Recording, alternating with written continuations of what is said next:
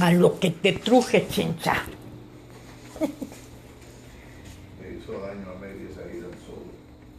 No, órale. Oh my goodness.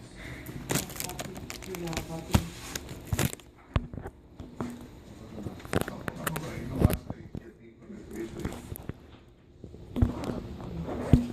Vamos al libro de los Hechos. Al libro de los Hechos.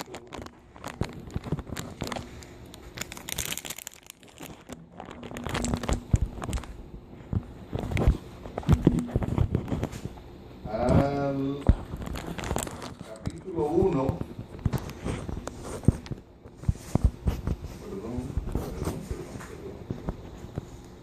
Perdón, capítulo 5, Hechos 5, y les voy a leer del versículo 1 hasta el 11. Y la palabra de Dios la leemos en el nombre del Padre, del Hijo y del Espíritu Santo. Amén. El bombillito está titilando el rojo. No, sino que ves que uno llegue y se apaga la transmisión. Así me pasó hace 8 días. Pero cierto hombre llamado Ananías, con Zafira su mujer, vendió una heredad y sustrajo del precio, sabiéndolo también su mujer, y trayendo solo una parte la puso a los pies de los apóstoles. Y dijo Pedro: Ananías, ¿por qué llenó Satanás tu corazón para que mintieses al Espíritu Santo y sustrajeses del precio de la heredad? Reteniéndola no te quedaba a ti, y vendida no estaba en tu poder. ¿Por qué pusiste esto en tu corazón? No has mentido a los hombres, sino a Dios. Al oír Ananías estas palabras, cayó y expiró, y vino un gran temor sobre todos los que lo oyeron. Y levantándose los jóvenes lo envolvieron y sacándolo lo sepultaron. Pasado un lapso como de 3 horas, sucedió que entró su mujer, no sabiendo lo que había acontecido. Entonces Pedro le dijo: dime, ¿vendiste en tanto la heredad? Y ella dijo: sí, en tanto. Y Pedro le dijo: ¿por qué convinisteis en tentar al Espíritu del Señor? He aquí a la puerta los pies de los que han sepultado a tu marido y te sacarán a ti. Al instante ella cayó a los pies de él y expiró. Cuando entraron los jóvenes la hallaron muerta, y la sacaron y la sepultaron junto a su marido. Y vino gran temor sobre toda la iglesia y sobre todos los que oyeron estas cosas. La enseñanza de hoy se llama Tratando de engañar a Dios. Te damos gracias, Señor, por tu santa palabra. Gracias por el mensaje que envías hoy, Señor. Gracias por poner esta enseñanza en nuestras manos, Señor, para que se la digamos al pueblo, Señor. Te bendecimos y te alabamos, Padre, y te pedimos que tú nos lleves a toda verdad, que abras nuestro entendimiento, Señor, que nuestro corazón se llene del conocimiento que tú quieres que obtengamos, Señor, que nuestra mente se llene de tu palabra, Señor, para que la pongamos por práctica, Padre. Y te pedimos, Padre, que este barco llegue a buen puerto, dirigido por nuestro capitán, Señor, que se llama Jesús de Nazaret. Amén. Te damos gracias, mi Dios, en el nombre de tu Hijo amado Jesucristo, y todos decimos amén. Entonces veamos que en la iglesia primitiva la unidad entre los creyentes era tan fuerte que se describía como un corazón y un alma. Así dice en el versículo 32 del capítulo 4 de Hechos, dice: y la multitud de los que habían creído era de un corazón y un alma.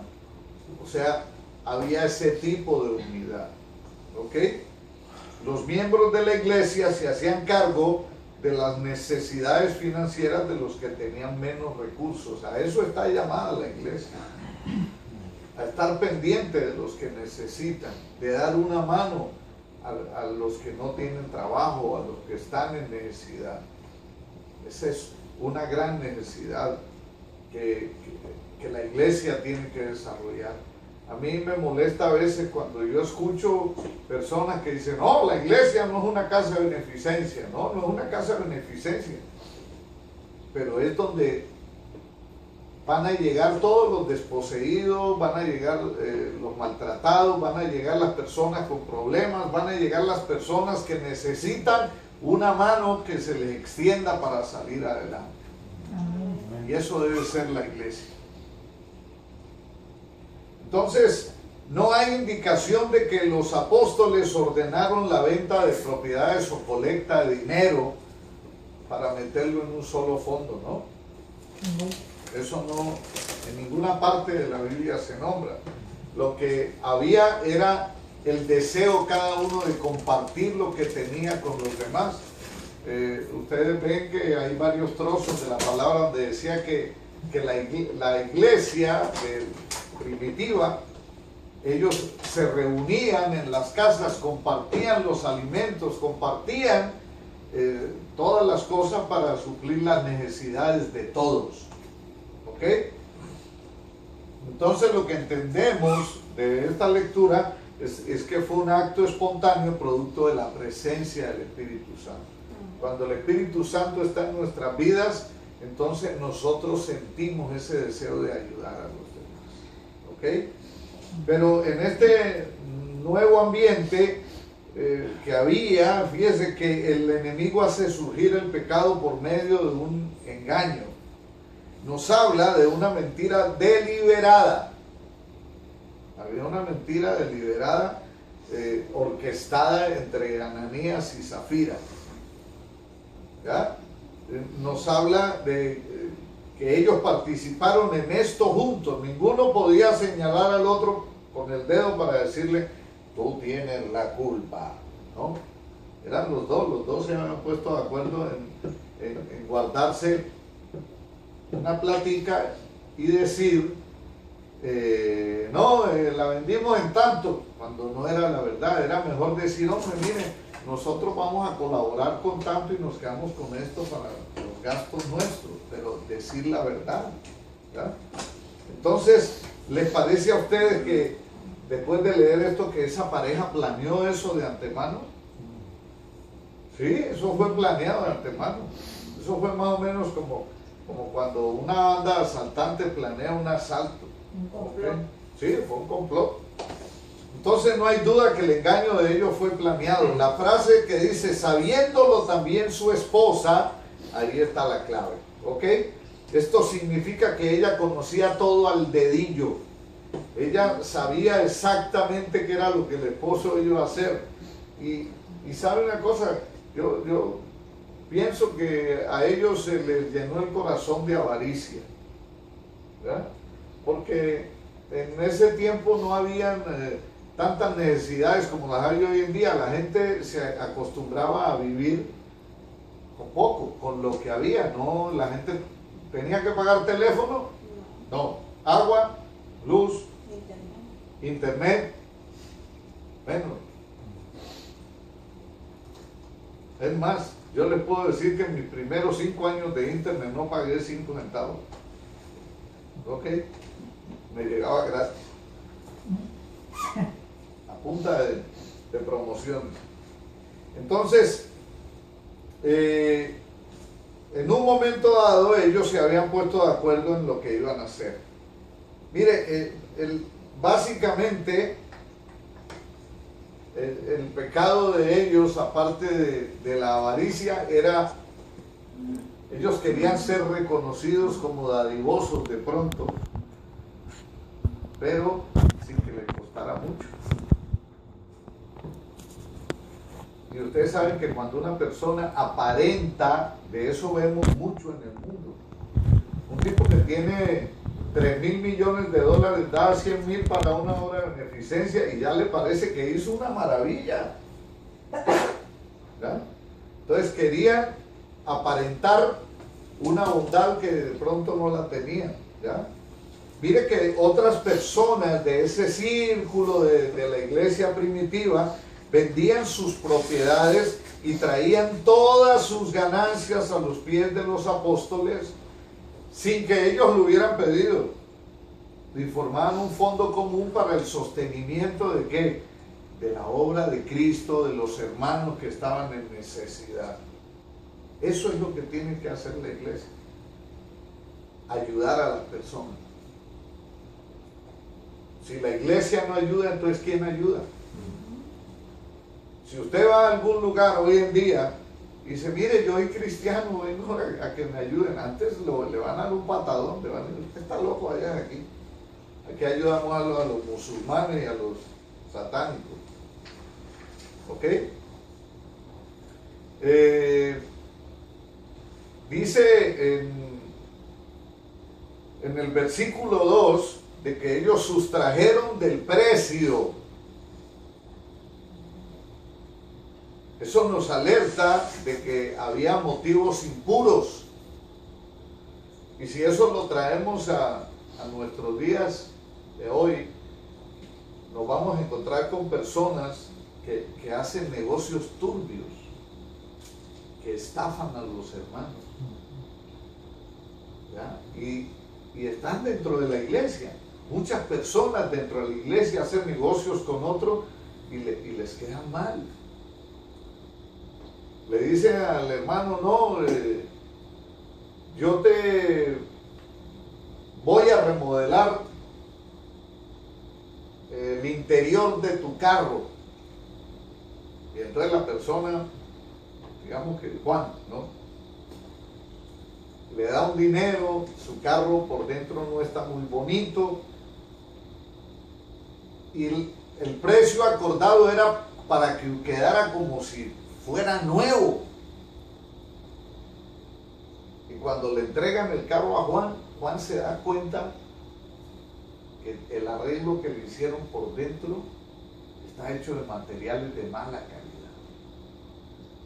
De que en vez de ser cuero, es cuerina. ¿Qué es la cuerina? Una imitación del cuero. Como plástico. Sí, por fuera parece, usted lo toca y parece cuero, pero por dentro trae una espumita que es la que permite que se pegue y que se moldee y todo.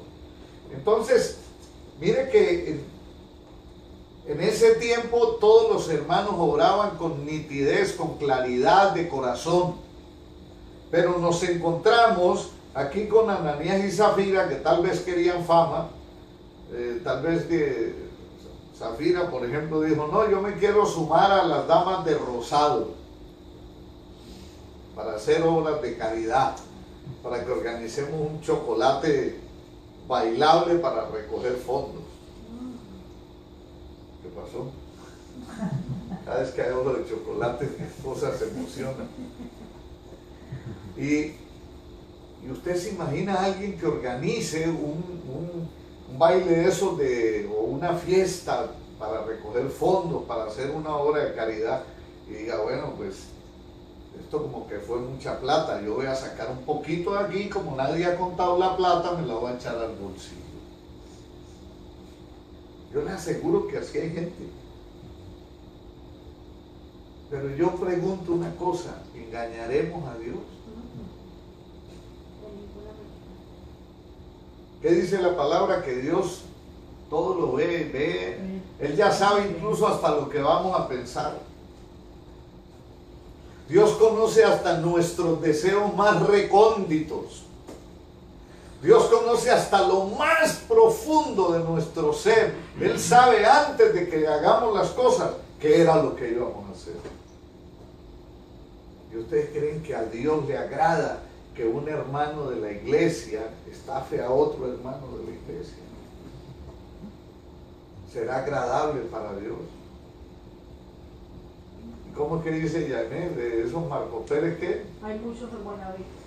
De esos Marco Pérez hay muchos en Buenavista. Hay cantidades. Nosotros nos los hemos topado.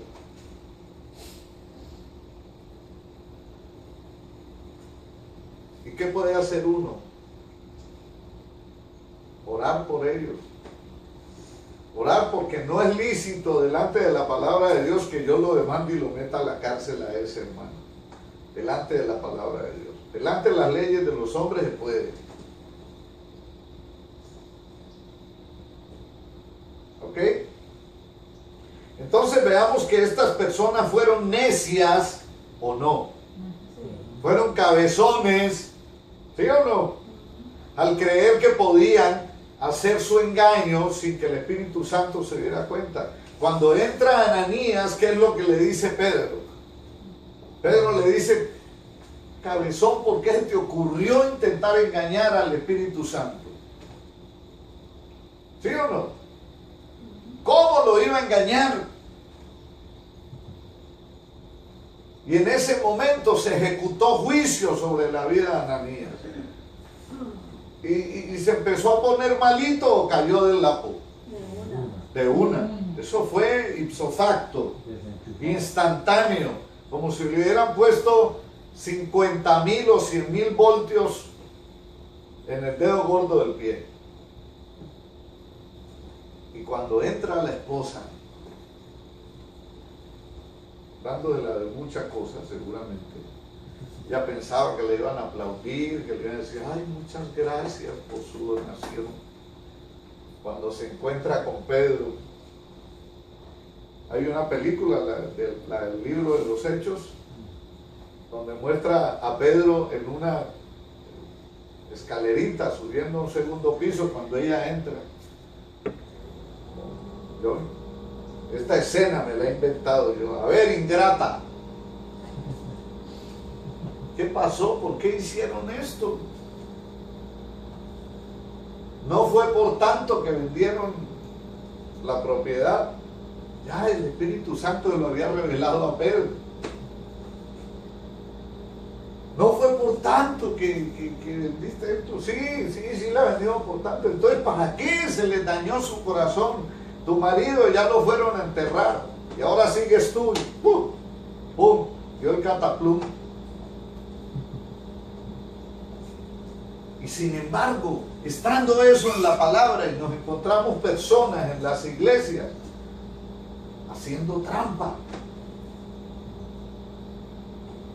jugando sucio. ¿Será que no les da miedo?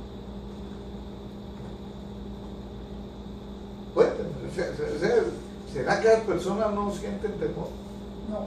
Debe ser que no les ha amanecido, o sea, no les ha llegado la luz de Cristo. ¿Ya? La iglesia, que somos nosotros, es el lugar donde el Espíritu Santo de Dios habita. Un pecado contra la iglesia es un pecado contra Dios. Si este pecado no hubiera sido castigado, la iglesia sobre la cual el Espíritu Santo preside, esa iglesia en ese tiempo se hubiera debilitado. ¿Por qué? Porque hubieran dicho: pues que ellos lo hicieron y no le pasó nada, nosotros también, ¿para qué vamos a dar la plata? ¿Sí o no? Mejor nos guardamos esto. En el versículo 4 queda en claro que Ananías y Zafira no tenían que entregar todo el dinero de la venta de la propiedad. Nadie los estaba obligando. El problema fue que mintieron. Claro, el primer problema fue la mentira. Seguramente dijeron: no, vendimos la casa en $30,000 y la habían vendido en $100,000.